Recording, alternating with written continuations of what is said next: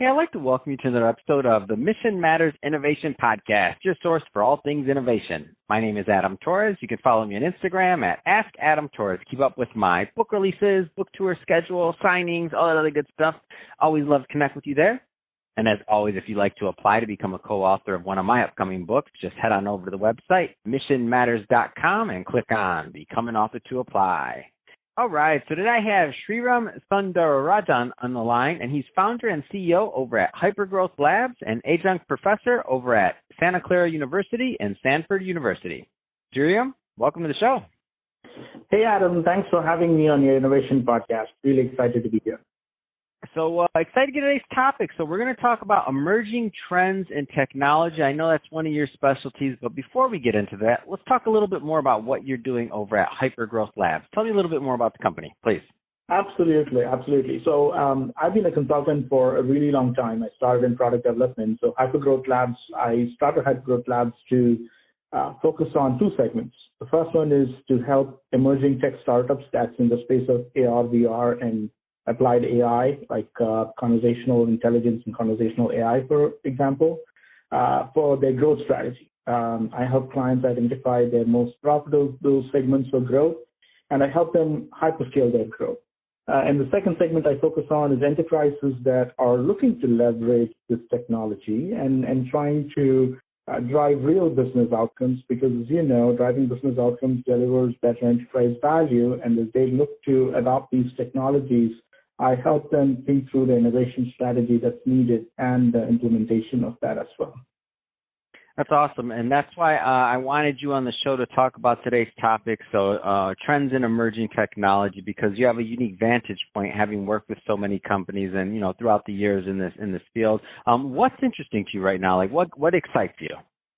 Absolutely. So right now, I focus on AR, VR, and applied AI in the space of automation. And currently, I'm actually helping startups in the conversational service automation space, where there's a lot of potential. And as you know, because of COVID, there's a lot of things that have moved remote, call center operations being one of them. And there's a lot of focus now on enterprises across industries, for instance, that are adopting service automation as a strategy, where they're trying to optimize call center operations and trying to deliver better customer experience, at the same time trying to manage their cost to serve. So that's an area that I'm focused on right now.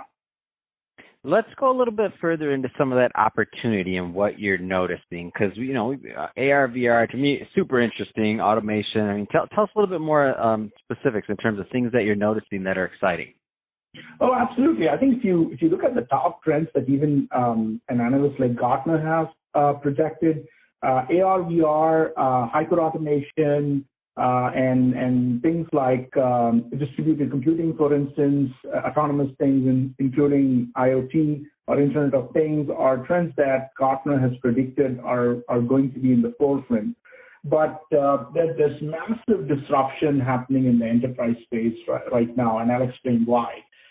There are enterprises that are being disrupted, and there are disruptors that are being disrupted. For instance, companies that used to disrupt, traditional industries, like a Netflix disrupting Blockbuster, for instance, have to think through their hyperscale strategy very differently, and they have to think about how there is more automation that can be done, how there is more application of AI that can be done. Not that, Netflix, that's just one example of a company that's in the forefront of this, but if you take somebody like Amazon, for instance, their strategy around hyperscale, for instance, cannot be easily replicated just because, over the past couple of decades, they have built this strategy brick by brick.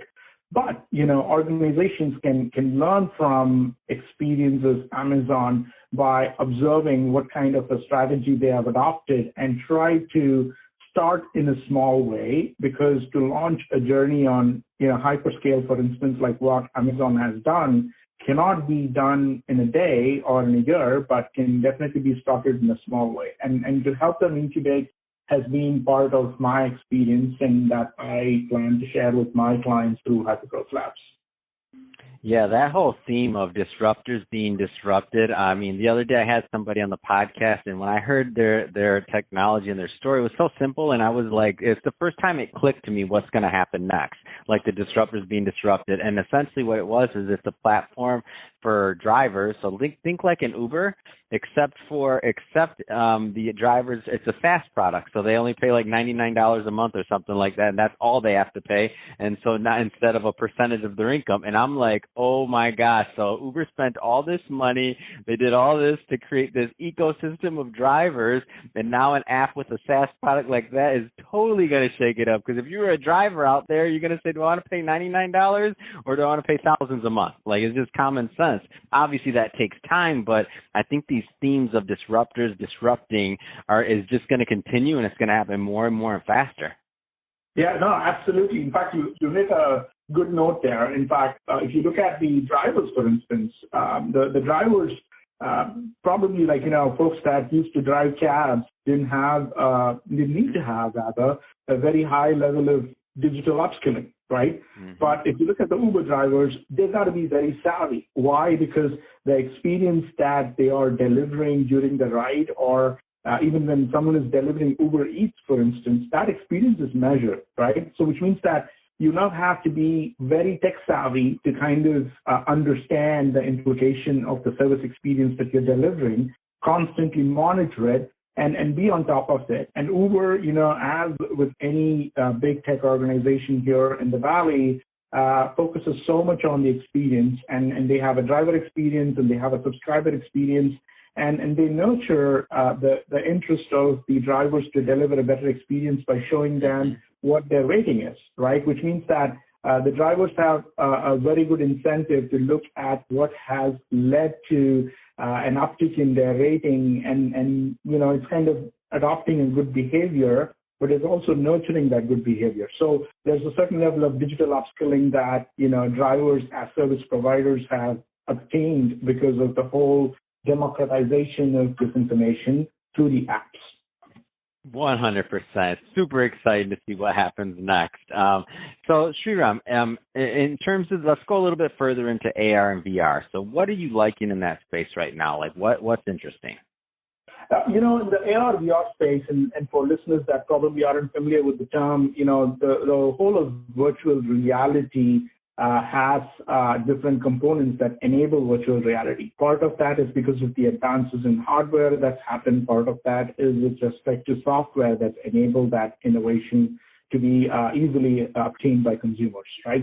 But virtual reality, as you and me know, has evolved a lot.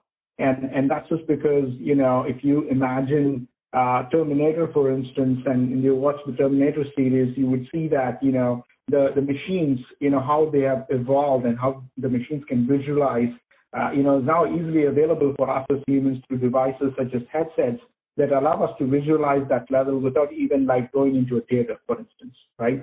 But then, that consumerization of technology has now moved into the enterprise space, where digital workers or workers that are digitally savvy have now been able to embrace the technology for their day-to-day tasks. And let me give you an example there, right? If you take the shipbuilding industry, for instance, the amount of paint that goes into painting a ship, there's a massive investment that's involved there, and there's a massive cost to it.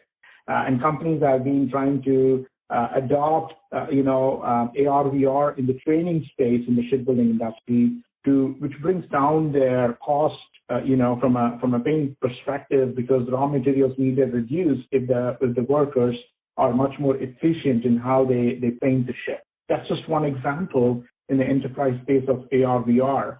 But think about this. I mean, if the consumer adoption of technology hasn't happened, it's going to be very difficult for workers to imagine that in their workplace. So as AR, VR, as the technology has evolved, there is a massive adoption that has happened in the consumer space beyond gaming, for instance, beyond entertainment, for instance. There are recreation apps that are now available on AR, VR devices such as Oculus headset. And the same, experience can now be delivered in a training application on AR, VR, which allows enterprises to scale their training programs, which helps them to bring down the cost of training, but at the same time help them deliver better outcomes for their workers in the form of employee experience while driving down costs. No, I love it. And to me, it's exciting. Like a lot of businesses are definitely benefiting from that, and they'll continue to. And you're right. It's just a win-win on both sides, in my opinion. The employees get better training. They get a more robust suite often, other than the typical, time crunch. They also have the potential for more of a self-paced thing. I mean, it just fits in a business better. I agree with you completely. So Sriram, that being said, if somebody is listening to this, and they want more information on your work, or they want to follow Hypergrowth Labs or connect, two-part question, final question. Number one, what are the right types of companies and or organizations that are typically a good fit and that you like working with? Number two, what's the best way for those companies to connect with Hypergrowth Labs? Absolutely. So let me answer the first question first. The question around which are the type of companies that would be interested in Hypergrowth Labs, any emerging tech startup, for instance, that interested to develop their growth strategy further can approach Hypergrowth Labs. Any company that, an enterprise that's also looking to adopt an innovation strategy or think about an innovation strategy that needs to include emerging tech such as AR, VR, or conversational AI around service automation, for instance, are welcome. And myself and my partner network would be more than happy to help them with that. Having said that, the best way to reach us would be directly on our LinkedIn. They can contact me, or they can email me at sriram@hypergrowthlabs.com. And I'm happy to respond to them within a reasonable time frame. And if there's an urgency, they can also reach me on my phone at 408-533-2740. That's in the U.S. Fantastic. Well, Sriram, really appreciate you coming on the show today and sharing more about your background and all the great things that you're doing. So thank you for that. And to the audience, as always, thank you for tuning in. Hope you got a lot of value out of this. If you did, don't forget to subscribe to the podcast, leave me a review in the Apple iTunes Store. And if you're watching this on our YouTube channel, Mission Matters Innovation, definitely give us a subscribe there, but also leave us some comments in the video. Love to know what kind of projects and things that you're working on. And Sriram, thanks again for coming on the show. Absolutely, Adam. I've been a fan of your innovation podcast, and thanks for having me as a guest here. And I really look forward to seeing more of your podcast. Thank you.